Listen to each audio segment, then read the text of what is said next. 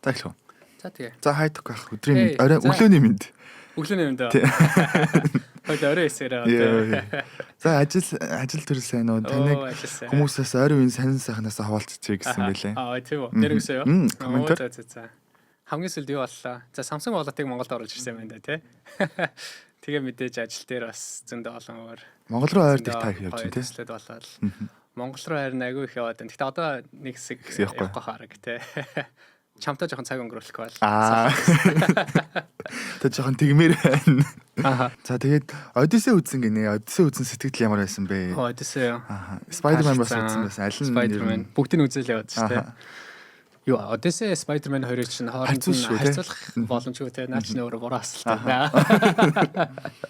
Spider-Man хамаагүй илүү мэдээж. Сая камер өмнө жоо арай өөр яриад байсан та. Хэсгээр байж байгаа. За хоёлаа 2-7 хоног завсарласан. Тэгээд 7 хоног завсарлахад маш олон зүйл боллоо. За юу болов? Шууд яриад эхэлчихье те. За. За тэгэхээр олон зүйлсүүд боллоо. Ер нь тэгээ миний сонгож авсан би нэг 4 мэдээ сонгож авлаа. Тэгээд хамгийн ихний мэдээ болвол Anthropic-ийн IPO-тэй холбоотой мэдээлэл нийтлэгдсэн. Гэхдээ албан ёсны сурвалжтай мэдээлэл бол биш. Reuters агентлагийн мэдээлснээр ер нь Anthropic-ийн одоо IPO-ийн үеийн үнэлгээг хэдээр үнэлж байгаа Wall Street гэж мэдээ оруулж ирж илээ. Тэгээ Wall Street бол санхүүгийн тооцоололоор ер нь бол Anthropic-ийн зах зээлийн үнэлгээ бол IPO-ийн үед бол 2.80-д хүрэх шинжтэй боломжтой байна.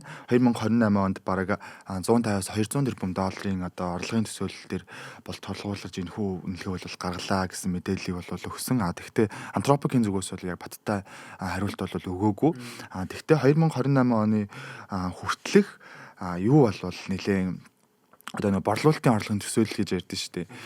Тэр бол нэлээд өндөрөөр тавигдсан байлээ. Жишээлбэл 2025 оны ер нь борлуулалтын орлого бол нэг 40 орчим тэрбум долларт бол эргэлжижсэн болвол 2026 он гэхэд бол 2025 он гэхэд бол оны эцэст ер нь тэр орлого 9 тэрбум орчим байсан бол 2026 он гэхэд бол тэр нь 47 тэрбум бараг байхаар бол төлөвлөгдсөн. Үүнээс шалтгаалаад бол нөгөө нийт үнэлгээний зах зээлийн үнэлгээ бол гарсан. Энэ нь бол орлогын үнэлгээ бол гарсан. Тэр нь бол мэдээж нэг 200 орчим 180 орчим тэрбум долларын үнэлгээтэйгээр ингээд Anthropic бол гаргасан. За тэгээд одоогийн байдлаар бол Anthropic үнэлгээ өнгөрсөн 2 дугаар сард Anthropic нэг 30 орчим тэрбум босгож 380 байсан болвол тэр нь бараг даблдагдаад өнгөрсөн 5 сард 65 тэрбум долларыг бол босгоод 965 бараг 1 их 80 долларын үнэлгээнд бол хөрсөн байгаа. За тэгээ энийг бол маш олон зүйлтэй холбож тайлбарлаж ирлээ мэдээж. Нэг нь бол хамгийн том үндсэн шалтгаан бол мэдээж Cloud. Тэгээ дээрэс нь Fable 5 гэсэн модулууд бол энэ дээр яригдж байгаа.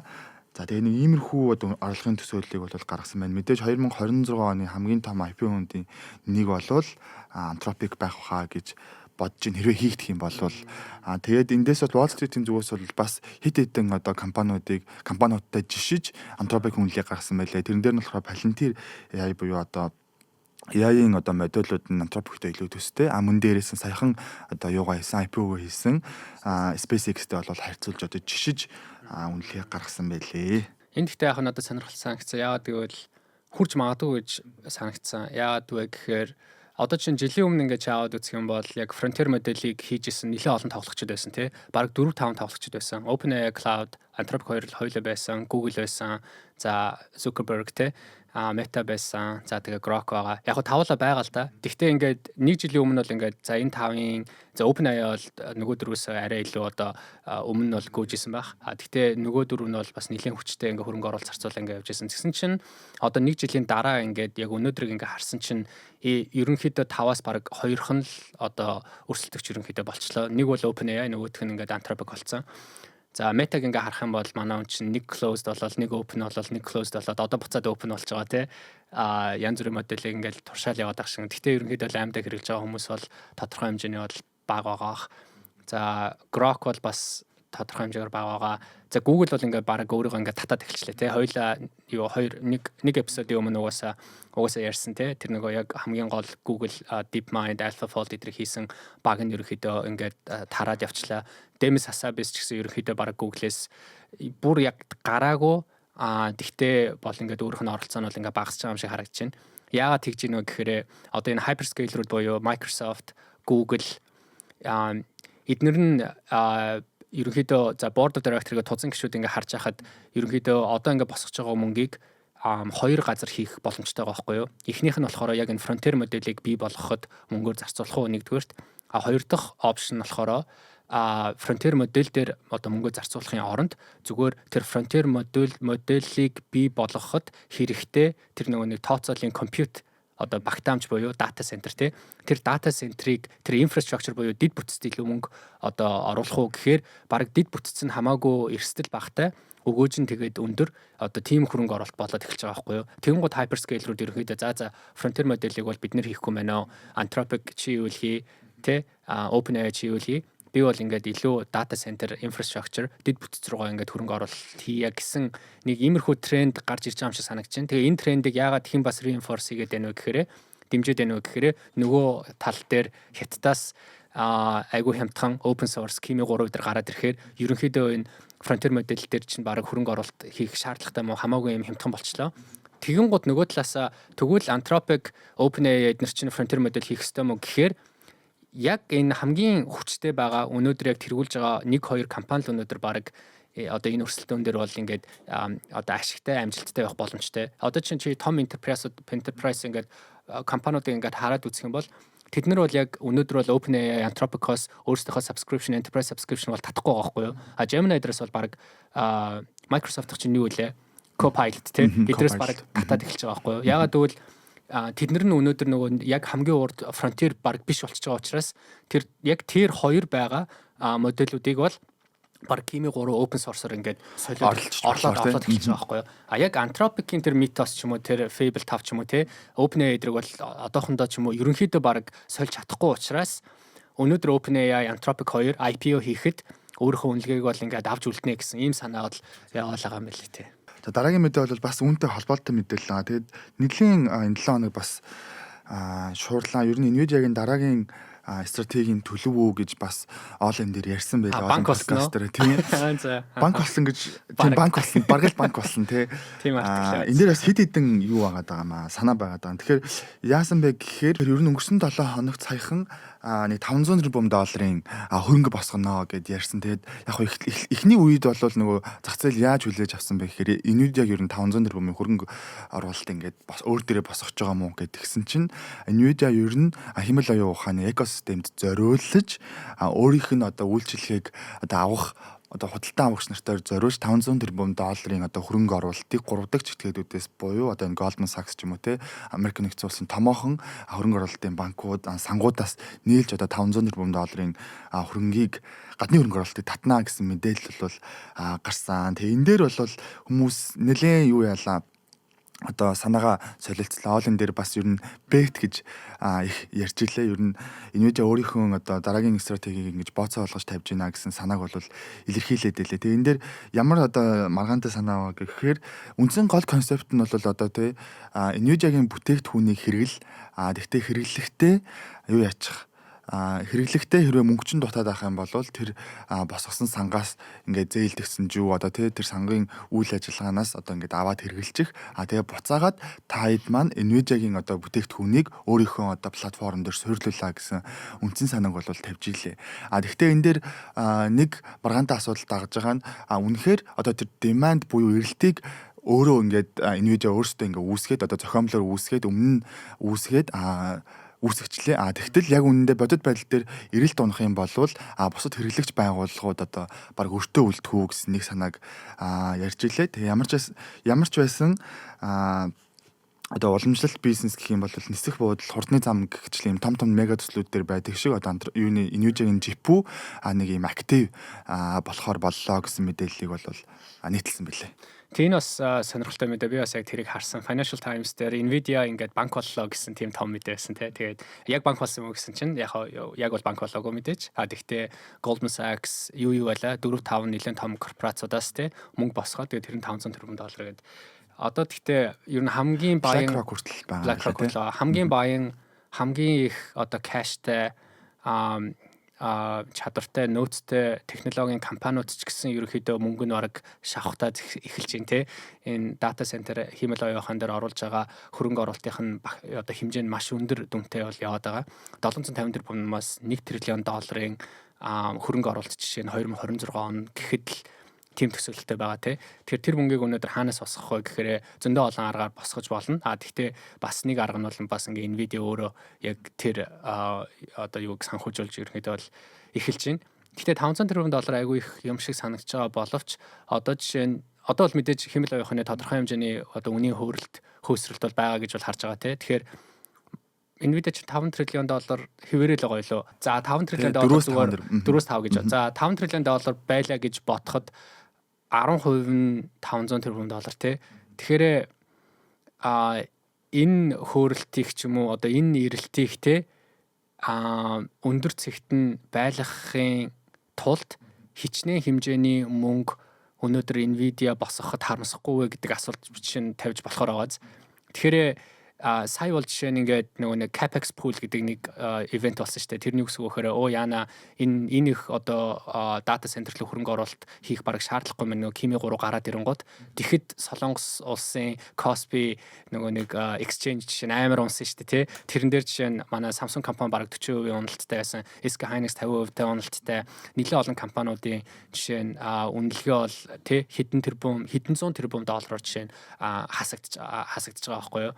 Тэгэхээр тэрийг Nvidia ингээл харж байгаа бол Nvidia-гийн хувьд бол өөрийнх нь нийт үнэлгээнийх нь 10%-аар унахад л 500 тэрбум доллар шууд үнэлгээнээс нь одоо алга болж байгааз. Тэгэхээр тэрийг барихын тулд баг өөрсдөө өнөөдөр яг энэ экосистем дээр маш идэвхтэй оролцох хэрэгтэй юм болов гэж тэр өнцгөөс өрнө орж ирж байгаа болов гэж би бас хараад байгаа те. Бас ингэж одоо энэ чинь ингээд нэг бодоод үзэхэд за нэг ингээд талхацаардаг талхчин байлаа гэж бодоход энгийнээр бодё те талхчин байлаа гэж бодоход тэр одоо талах авах мөнгийг нөгөө хүмүүстээ бэлдэж өгөөд байгаа гэсэн одоо энгийнээр ойлгож байна шүү дээ. Гэхдээ уламжлалт ерөнхийдөө иймэрхүү одоо зүйл байнгын болцоо vendor financing гэж нэрлэдэг байхгүй юу? Ер нь бол тийм. Би яг энэний жишээг л насах гэдэг л да. Ер нь энэ дээр ингэж том мөнгө босож исэн жишээ тохиолдол байд юм болоо. Тийм уламжлалт бизнес дээр энэ бол харагддаг зүйл ах миний бодлоор тий. Вендорууд нь тий одоо кастомертаа ямар нэгэн байдлаар санхүүжилт үзүүлэх бол байгаа. Эсвэл customer нь ч гэсэн эргцүүлээд vendor-тэй болохоор working capital financing гэдэг янз бүрийн тиймэрхүү financial engineering-ууд бол ер нь бол байгаа. Сая миний тэгтээ үзэж нэг нэлээ үзээд байдаг технологийн нэг YouTube хийдэг залуу байдаг байхгүй юу. Тэр гэсэн чинь сая хэдхэн хоногийн өмнө Nvidia-гийн 90 үе ингээд өндөрлөлөө гэсэн нэг тийм 20 минутын видео авсан. Тэр би үзэж амжаагүй байгаа. Тэгээ үзснийхаа дараа ер нь бас зарим хүмүүс тий одоо энийг ингээ харахаар энэдээ бол хизээч бараг ялагдчихгүй юм шиг харагдчих тийм. Гэтэ бас тэр эсрэг үнцгийг бас сонсмоор санагдаад тэгэхээр тэрийг сонсохоор дараа айгүй эрсдүү түлээж л байгаа гэдэг хүмүүс ярилцсан байлаа. Тэгээд дараагийн мэдээ бол ChatGPT-тэй холбоотой мэдээлэл. Хойлоо нэлээ олон дугаарын өмнө ChatGPT зар сурталчилгаа нэвтрүүлж эхэллээ гэсэн нэвтрүүлэх гэж байна гэсэн мэдээллийг гаргасан. Өмнө Солонгос зэрэг өмнө Солонгос тэгээ Их Британь зэрэг ингээ 30 гаруй улс оронд нэвтрүүлсэн байлаа. Гэхдээ хамгийн одоо сонирхол татж байгаа нь ер нь өмнө Солонгос болж хуурж илээ. Тэгэхээр тань дээр гарах нь Go болон free үйлчилгээний одоо хэрэглэгч дээр 6 дугаар сарын 19-наас эхлээд ингээд би ч ерөөсөө мөнгө төлдөг шүү дээ. Тийм үү. Тэгэхээр надаар бол гарч ирэх юм байна да яг бол мэдээллийг бол гаргаж илээ. Яг хоо 6 сард бол демо байдлаар ингээд нэвтрүүлсэн байсан ChatGPT. Тэгээд 8 сарын 14-нд бол 11-нд бол ингээд албан ёсоор нэвтрүүлж эхэлсэн. За тэгээд энэ дээр ямар одоо юунууд байх вэ одоо ямар төрлийн сурчлагынууд байх вэ гэдэг дээр хүмүүс ярьж илээ. Мэдээж хуулийн өмнө ярилцсан sponsored hashtagтай бол байна те мэдээж ингээд нэг сүүл таны 3 хоногийн буудал хайж гинэ гэх юм бол таны хариултад ямар нэгэн нөлөө байхгүйгээр одоо booking.com-тай холбоотой ингээд мэдээллүүдийг sponsored гэсэн hashtagтайгаар яг тэгж тийм окей. Тань дээр байна уу те? Яг тэгж хэлж байна те. Гаргана гэсэн. Гэхдээ дахиад мэдээж хэд хэдэн одоо сурчлагын хувилбарууд яригдж байгаас онцлох юм болвол хамгийн одоо хоёр онцлог зүйл байгаа. Нэг нь болохоор Google дээр яг та ингээд одоо пүүз хайх юм бол сайн ингээд хэд хэдэн пүүзийг санал болгож олно те. Гэтэл ChatGPT яг яаж байгаа гэхээр таны одоо өгж байгаа өгөгдөл буюу За надад ингээ ямар төрлийн пүүс таалагдах вэ гэлтэй. За би нэг 180 см өндөртэй одоо 80 кг хэмжээнтэй тим төрлийн одоо тим зориултаар өмсөх пүүз хайж ийна гэх юм бол танд хариултаа өгч байгаа юм. Яг би одоо ямар пүүз авах вэ гэсэн чинь хамгийн одоо авах хэвээр санал болгож байгаа пүүзнүүдийн зураг гээд тэгээ хамгийн доор нь болохоор айз байна.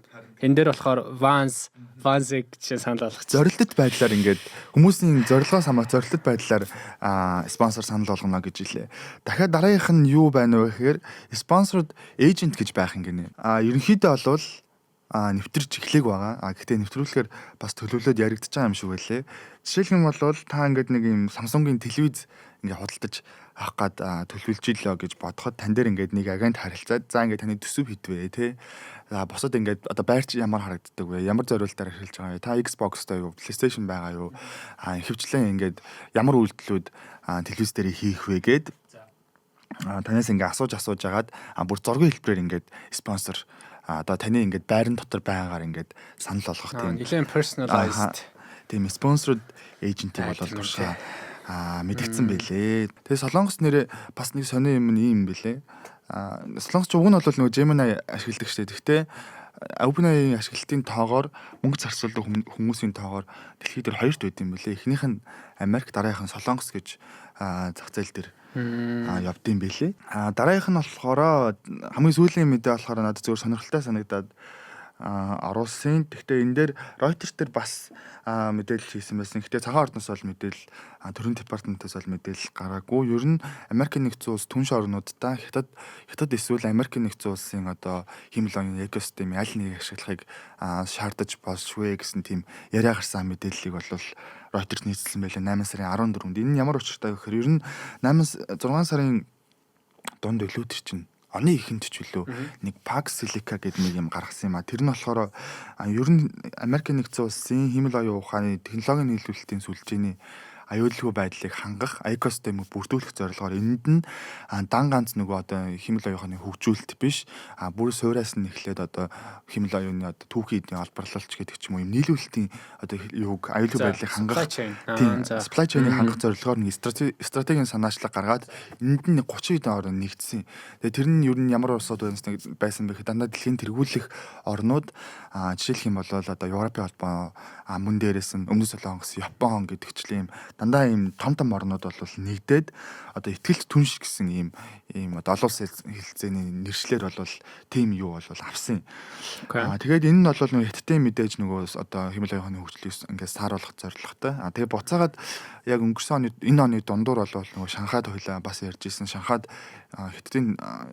хятадын холбооны улсууд ер нь бол ингээд уулзаад WICO гэдээ бас нэг ийм санаачлагыг ингээд нэгтгэсэн. Тэгээд яаж ийм вэ гэхээр ер нь бол Өмнөд Солонгос улс энэ санаачлагт ингээд хүчтэй нэгдэж байгаа зарлж ирсэн. Гэвч хэрвээ яг үнэндээ ингээд хэмэл оюун ухааны экосистемийн аль нэгийг ашиглаа гэх юм бол одоо бусад одоо энэ 3 дахь улс орнууд алийг нь ашиглах вэ гэдэг дээр нэлээд толгой гашил ийм олон улсын харилцааны үзэгдэл болж байгаа. Тэгээд тэр ч утгаараа энэ хүү ер нь сэдвийг оруулж ирсэн. Тэгээ энэ дээр ер нь зүгээр Reuters дээр мэдээлэлээр бол ер нь Америк болвол найдвартай мөн дээрээс нь нөгөө стратегийн оролцоо ихтэй улсууд руугаа бол энэ хэмэл оюун ухаанд зөвхөн Америкийн одоо экосистемийг ашиглаач гэсэн ийм санаачлагыг бол төвшүүлнэ гэж ийм мэдээлэл бол явж илээ. Тэгээ энэ хэрвээ юу авах юм бол яг энэ Reuters агентлагийн бичснээр болох юм бол одоо нэлээд тийм олон улсын харилцааны орчны төвхтэй байдал бол үүсэхээр харагдаж байгаа. Тийм мэдээлэл байна. Тэгээ иймэрхүү дөрвөн мэдээллийг сонгож авлаа. Таны мэдээлэл шууд хэлээрэй тий. За ер нь бас их хот мэдээ байгаа. Тэгээд яасан бэ гэхээр энэ онд одоо хамгийн томоохон хуулиа зөндөөл ярьж байгаа SpaceX-ийн бараг анх нээлттэй болсныхаа дараах анхны одоо энэ удирдлагын тайланг бол яг үнэ гаргасан. Тэгээ энэ дээр бол нэлээд бодож ирсэнс бол нэлээд өсөлттэй. Гэхдээ бол хувьцааны алдагдaltaй байгаад байгаа. Тэгээ ер нь энэ тайлангийн талаар хэлээ. За тэгээ удирдлагын тайлан тий. Удирдлагын тайлан тий. Earnings report гэх юм уу тий. Тэгж байгаа. Би earnings report гэж яриа авчи. IPO хийгээд дөнгөж сая 8 сарын ихээр өөрийнхөө хамгийн анхны одоо earnings report-ыг бол тайлангаа бол гаргасан. За тэгээд SpaceX чинь хамгийн анх гарахтаа бол маш өндөр үнэлгээтэй бол гарсан байгаа тий. Хамгийн ихтэй 2.1 триллион доллар хүртэл 2 триллионыг давж бол гарч ирсэн. За тэгээд хамгийн багадаа бол 1.4 триллион руу бас унссан байдаг. Одоо болохоор нэг 140 доллар дээр хэлбэлцлээ. 140 болсон тий. Тийм тэгээд 1.8 триллион долларын үнэлгээтэй. За ийм компани явж байна. За энэ компани тэгээд улирлын тайланг зүгээр хальт бүгдээрээ гол одоо хэсгүүдийн дуртвал тий. Нийт орлого нь 7.8 тэрбум доллар.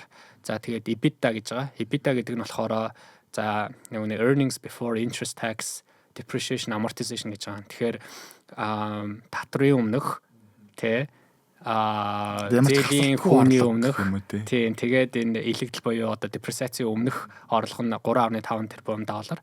За тэгээд operating income гэдэг нь болохоор одоо яг ашиг тий.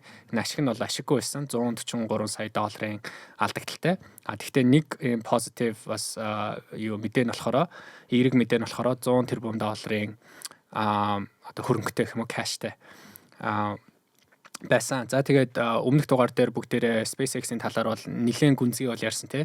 SpaceX-ын дотроо мэдээж 3 одоо том сегмент буюу бизнес тий. Нэг нь болохоор нөгөө Starlink гэдэг байгаа. Хоёр дахь нь болохоор хэмэл оюухан буюу тэрнтэй холбогдолтой бүтээгдэхүүнүүд. За тэгээд гурав дахь нь болохоор SpaceX гэдэг. За Starlink нь бол мэдээж SpaceX-ийн за Star бүтээгдэхүүн уу яг од бүтээгдэхүүн ганц мөнгө олдог бүтээгдэхүүн байгаа.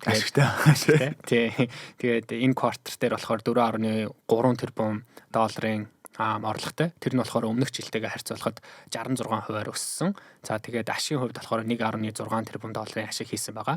За тэгээд нэг жилийн өмнө л гэхэд нийт энэ Starlink-ийн одоо интернетийг хэрэглэдэг одоо харилцагчид нь болохоор нэг 6 сая хүн ам байсан бол өнөөдөр subscribe-ийн тоо нь болохоор 12 сая болж өссөн байгаа. Тэгэхээр 2 дахин өссөн. Энэ бол маш том үзүүлэлт гэж бол All in podcast-ийн ах гişнэр ярьж байлээ.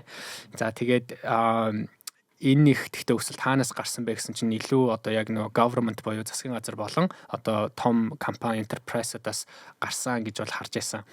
За AI гэд харахаараа AI нь болохоор дотроо хоёр хуваагдж байгаа. Нэг нь болохоор одоо нөгөө нэг data center яг энэ хэмэл оюуханы data center-ууд гэж байгаа. Хоёр дахь нь болохоор яг нөгөө эцсийн хэрэглэгчид чиглэгдсэн нөгөө Grok гэд бүтээгдэхүүн байгаа тий. За тэгэхээр AI нь болохоор нийт энэ квартер дээр болохоор 2.6 тэрбум долларын орлоготой байсан. Тэр нь өмнөх жилтэйгээ харьцуулахад 247%-аар бол өссөн байгаа. Тэгвэл ашиг орлогын хувьд бол орлого зарлахын хувьд бол зардалтай 1.3 тэрбум долларын бол одоо зардалтай байсан. За SpaceX нь бол болохоор нийт орлого нэг бараг 1 тэрбум доллар хүрсэн. Тэгвэл бас 500 сая долларын бас алдагдaltaй. Энэ дээр нөгөө нэг Falcon-ы дараах нөгөө шипэ хийх гээд байгаа учраас бас зардалтай. AI нь бол мэдээж нөгөө frontier модель бас хийж байгаа учраас хоёулаа ингээд зардалтай. Тэгэхээр нийт зөвхөн энэ квартал гэхэд SpaceX нийтдээ 18.4 тэрбум долларын одоо хөрөнгө оруулалт хийсэн байна capex. Тэгээ энэ нь бол мэдээж энэ нөгөө нэг ашиггүй байдал одоо тайланд гаргахад бол нөлөөсөн. Тэгээ нөгөө AI бизнес гээд энээр бас нэг урж өдөр хэллүүдээ нэг юу мэдээлэл гарсан байлээ. Тэр нэлээд сүртэйсэн Grok is back Mac гээл тэгээ. Grok нөгөө шин мэдээлэл юугаа модельээ гаргасан байлээ. Тэр нөгөө high ceiling гэдэг үлээ. Тэгээ 4.6 загвар гаргасан. Тэр нь илүү нөгөө урт одоо дата боловсруулах боломжтой. Айгу олон алхамд одоо таскыг бол биелүүлэх боломжтой тийм юугаа загвараа гаргасан. Тэгээ хүмүүсээс нэлээд ам сайтай байсан. Тэгээ мэдээж дотроо бол модель нь бол доторх одоо чадлыг нь бол яриул хоёлаа мэдээж дуусахгүй бах. Тэгээд энийг ярьж байгаа нь болохоор нөгөө хэсэг нь бол нөгөө хоёлаа сая ярьлаа. AI бизнестэй илүү дэд бүтц тал руугаа бизнес байгаа даа. Тэгээ энэ дээр бас антропиктэй нийлүүлж нэлээд олон тэрбум долларын одоо гэрээ байгуулсан гэдгийг хоёлаа өмнөхдөр бас ярьлаа. Тэгээ энэ талаар хоёлаа яриа. Ер нь орлогын бүтцэд нөлөөлж гинөө гэдэг талаас нь. Яг үнэн тий гоё асуулт байна. Яагаад гэвэл яг энэ сегментийг юм уу одоо SpaceX-ийн яг энэ салбарыг хүмүүс жоохон орхитуулаад байж магадгүй тий. Энэ нөгөө нэг тэр Falcon гоё шип биш те эсвэл тэр Grok гэдэг яг хүмүүсийн өнөөдөр ингээд хараад хэрэгжилж байгаа модель нь биш зүгээр илүү яг нөгөө B2B буюу тэр бизнес талдаа дата центр талдаа нэг том бизнес бол яваад байгаа. Тэгээ энэ бизнесийг бол хүмүүс нэг ярихгүй байгаа. Тэгтээ сая бол яг энэ тайлангийн дараа энэ бизнес бол бас те нилээн одоо үр дагавартай ач холбогдолтой ийм салбар юм байна гэдэг. Тэгэхээр энэ дээр хоёлаа жоохон яриа те. За дата центр гэхээр мэдээж одоо хиймэл оюуханы дата центр гэж ярьж байгаа. За SpaceX бол өнөөдөр нийт яг энэ хиймэл оюуханы дата центрийн багтаамж нэг 2 гигаваттын одоо багтаамжтай гэж бол хүмүүс ярьж байгаа.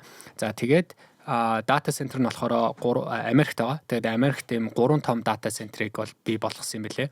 Тэгээд тэрнийх нь нэр нь болохоор Colossus гэдэг нэртэй. Тэгээд Colossus за 1 2 3 гэ ер нь бол ярьчих болно. Гэхдээ арай өөр жоохон нэртэй юм билэ. За тэгээд Colossus нэг нь болохоор нэг дээр байгаа тэр дата центрийнх нь одоо тооцооллынх нь багтаамж гэх юм уу? Хиймэл оюухны тооцооллынх нь багтаамж гэж бүгдээрээ яриа авчи. Багтаамж нь болохоор 300 мегаваттын багтаамжтай ийм дата центр байгаа. За тэгээд тэр дата центр дотор болохоор 220 мянган ширхэг одоо Nvidia-гийн GPU-нууд байгаа.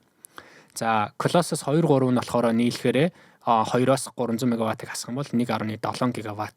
За тэгээд тэр дотор бол одоогийн байдлаар 550 мянган бас Nvidia-гийн одоо GPU-нууд бол ингээд суурьшуулсан байгаа юм билэ. За тэгээд Anthropic-тэй хийсэн тэр дийл нь болохоор энэ Colossus 1 буюу тэр 220 мянган Nvidia-гийн GPU-тэй 300 мегаваттын багтаамжтай энэ дата центрийг түрээслүүлэх гэрээ гэсэн үг.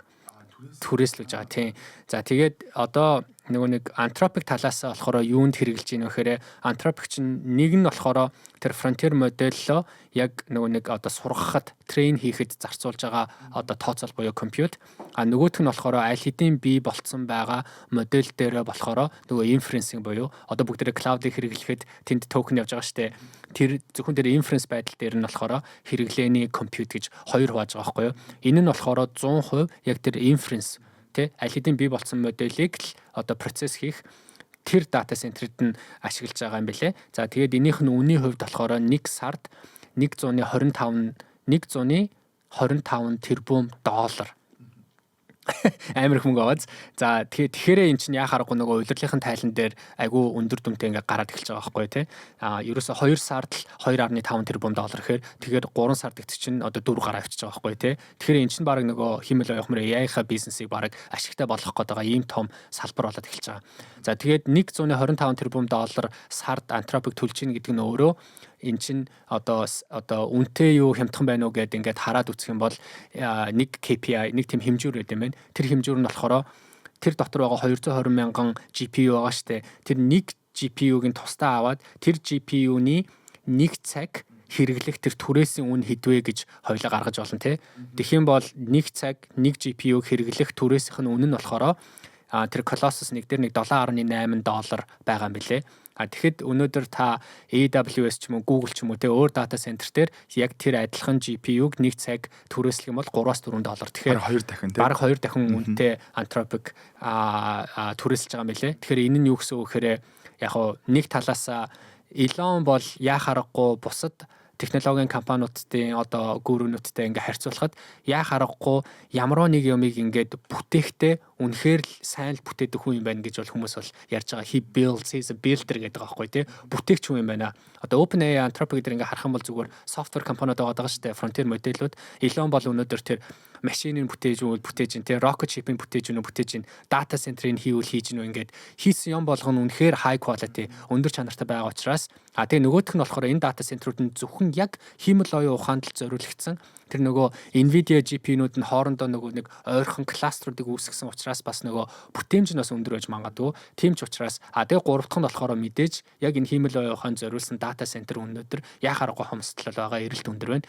Тийм учраас 2-3 дахин ийм одоо маркетаас өндөр үнэтэй түрээслэлт бий болсон байна гэж бол харж байгаа юм лээ. Тэгээ эн чинь би буруу ойлгоогүй бол эн чинь 2027 онд энэ 2 гигаваттын хүчин чадлыг 2027 ингээд 10 гигаватт болгож өсгөнө гэсэн мэдээлэл гарсан байсан. Тэгээд 2 гигаваттын би одоо танаас ингээд 2 гигаватт нь хэр их хэмжээний тооцооллын одоо хэмжээл юм бэ гэж асуух гэдэг юм л. Яг хуу энэ дэр бол ингээд нэг 10 гигаватт болвол нэг 10 ингээд зүмийн одоо ийм юу реакторын ингээ хэмжээг нь л дээ. Тэгээд одоогоор дэлхий дээр ингээл дэлхийн ингээ томоохон компаниудыг харахад ингээд тэгээд SpaceX 1.4, Google одоо Microsoft гэхэд 5 гигаватт гэл ингээ ярьж байгаа. Тэгээд 2027 онд 10 гигаватт болох одоо боломжтой юм уу? Ер нь 2 гигаватт гэдэг өөрөө хэр их хэмжээ юм бэ? Тийм ээ. Их юм байна. Их юм байлээ. Тэгэхээр наач бас агуу сонирхолтой статистик байна те. 1 гигаватт гэдэг чинь нэг цүмийн одоо станц гэсэн үг аах. Тэгэхээр энэ чинь 2 цүмийн станц ерөөхдөө яваад байгаа. За гэхдээ хоёулаа бол ингээд бүр дэлхий даяар байгаа энэ бүх одоо power plant юм уу те гэж ярих юм бол мэдээж тэр маш өндөр тоо байгаа. Тэгэхээр энийг илүү яг одоо нөх хөрсөнд нь буулгахын тулд юутай харьцуулах хэрэгтэй гэхээр эхлээд хоёулаа дэлхий дээр байгаа нийт дата центр. Яг энэ дата центрийн багтаамж хэдвэ гэдгийг эхлээд ярих хэрэгтэй. Тэгэхээр дэлхий дээр байгаа нийт дата центрийн багтаамж өнөөдөр болохоор нэг 100 гигаватт байгаа юм билээ. За тэгэх юм бол 100 гигаватт гэх юм бол Elon Musk-ийн Colossus бол нэг 2% гэсэн үг юм байна тий 2 гигаватт гэхээр 2%. За тэгвэл not all data centers are created equal гэдэг шиг энэ 100 гигаваттын дата центр чинь зөвхөн яг химэл оюухан зориулагдсан дата центрууд биш шүү дээ. Дата центр чинь өөрөө зөндөө олон нөгөө нэг хэрэглээнүүдтэй use case-үүдтэй те одоо бидний нөгөө одоо утасны датаг хүртэл ингээл коллект тэгэл тэрийг ингээл хадгалаад ингээл байж байгаа зөндөө олон серверүүд вебсайтууд байна юу ч байдیں۔ Те тэгэхээр яг химэл оюухан зориулагдсан өнөөдөр тийм зориултын нарийн дата центр болохоор өнөөдөр бол нэг 10 гигаватт байгаа юм билээ. Тэгэхээр нийт дата центрийн 10% гэсэн үг. За тэр 10 гигаватт дата центрийн багтаамж өнөөдөр хаана байршигдсан байна вэ гэхээр ер нь л нэлээхүүдээ Америк, Хятад хоёр л байгаа юм лээ л дээ. Тэгэхээр Америкт болохоор бараг 80% нь, Хятадд болохоор нэг 20% нь. За тэгэхээр 10 гигаваттын 80% нь гэхэр чинь нэг 8 гигаваттын химэл оюуханы багтаамж өнөөдөр Америкт байгаа байхгүй юу? За тэгэхээр тэр 8-ыг чинь 2 гигаватт гэсэн чинь 25% болчихж байгаа байхгүй юу? Тэгэхээр эн чинь харьцуулаад ингээ үзэхээр айгүй өндөр тоо байгаа байхгүй 25% те. За 25% ингээд өнөөдөр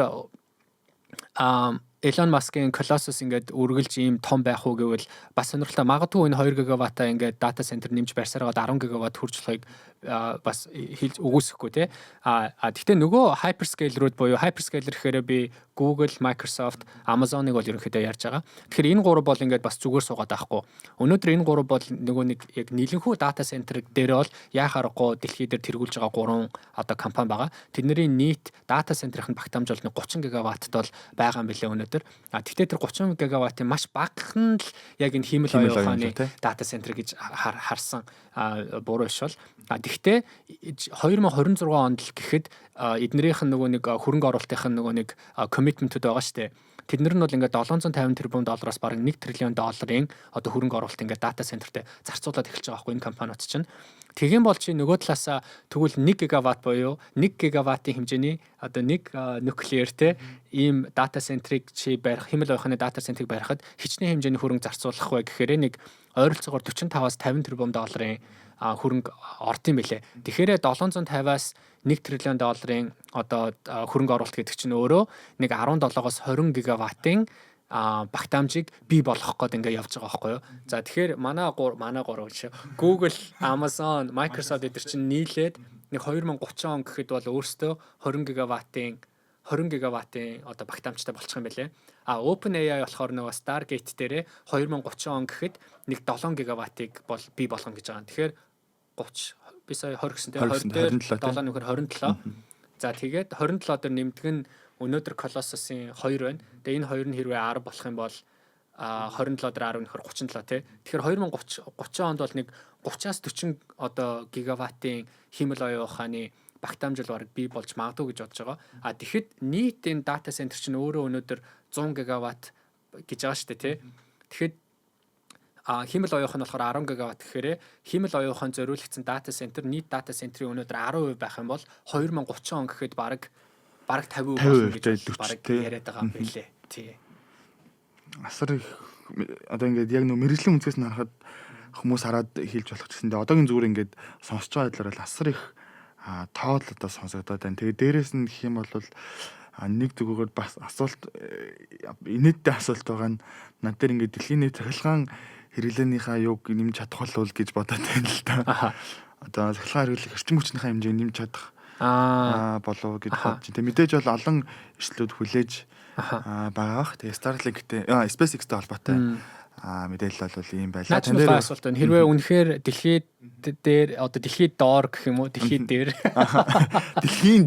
дэлхийд дээр одоо энэ их багтаамжийг энд чинь зөндөө олон цахилгаан павер хэрэгтэй те. Энийг ингээд одоо нөхөж чадахгүй гэх юм бол нөгөө Elon Musk-ийн яриад байгаа satellite буюу одоо orbital data center буюу одоо сансар огторгуй дээр data center-д барина гэдэг ингээ яриа эхэлж байгаа. Тэгэхээр Elon Musk-аас чи энэ асуултыг асуувал хариулах байх те. Яг хариулж байгаа тий.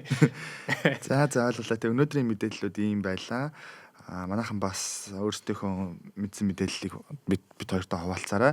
Тэгээ бид хоёроос нөгөө юу уншсан, комментууд уншсан, YouTube дээр коммент үлдээсэн бид хоёрт баяр хүргэсэн хүмүүстээ бүгдэнд нь баярлалаа гэж хэлье. Баярлалаа. Нэгжлээ. Нэгжлээ. Тэгээд дараагийн 7 хоногт олзъя. За тэгээ. За баярлалаа. Бай бай. За бай.